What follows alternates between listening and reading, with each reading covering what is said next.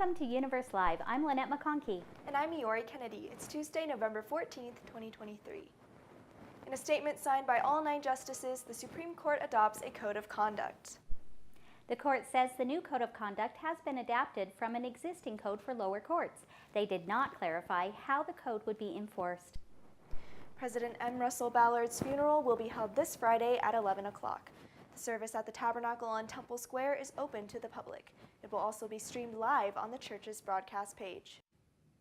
Provo City celebrated the grand opening of Provo Central Station's new pedestrian bridge this morning. Despite its opening, the bridge will not be fully operational until the state completes elevator inspections.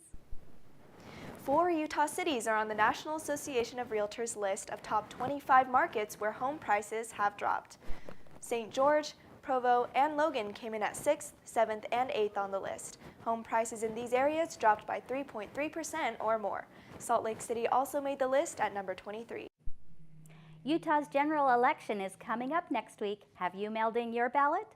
Mail-in ballots must be postmarked by November 20th, the day before the general election. More than 35,000 ballots have already been received.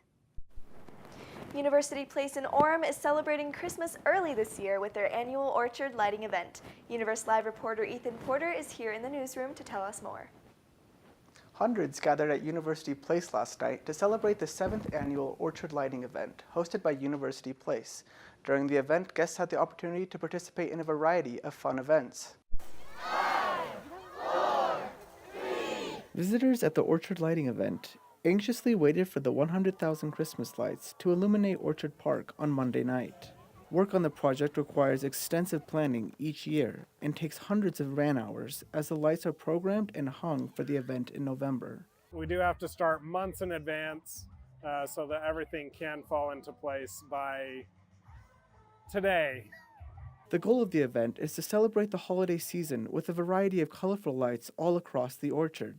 My kind of vision for here in the park was I want it to look pretty, I want it to look elegant, I want it to just be kind of a calm place.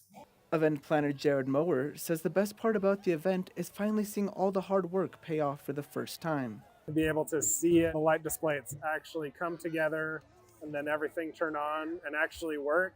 It's like, yes, it worked. Visitors had the opportunity to see a first-time fireworks show new to this year's event, in addition to the light display. Guests also had the opportunity to grab hot chocolate and play with the Light-Brite toys found around the park. We strive for having it be family-friendly and free to the public, just so that people can come out and have a good time together and make memories. Especially the young people who've never seen something like this, it's got to be just pretty magical.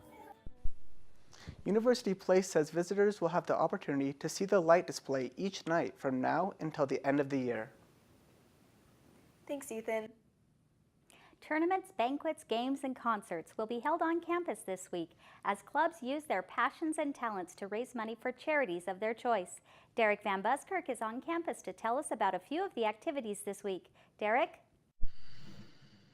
Yes, thank you.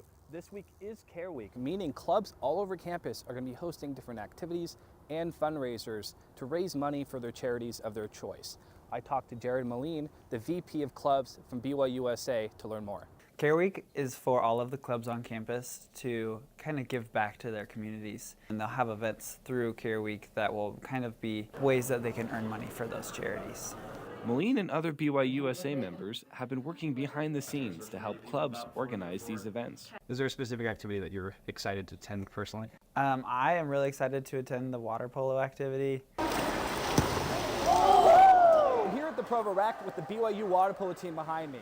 They're currently practicing for the charity game on Friday. I talked to the president, KJ Calder, to hear more about the game and about the charity they're fundraising for. It's the only time in the semester that we get to play in front of an audience at BYU, so we take this really seriously, but we also have a really good time as we raise money to support a local charity. Their game is this Friday, and they'll be raising money for the United Way Foundation. The Partners in Health Engage Club is hosting a pickleball tournament this Saturday to raise money for the Maternal Center of Excellence in Sierra Leone.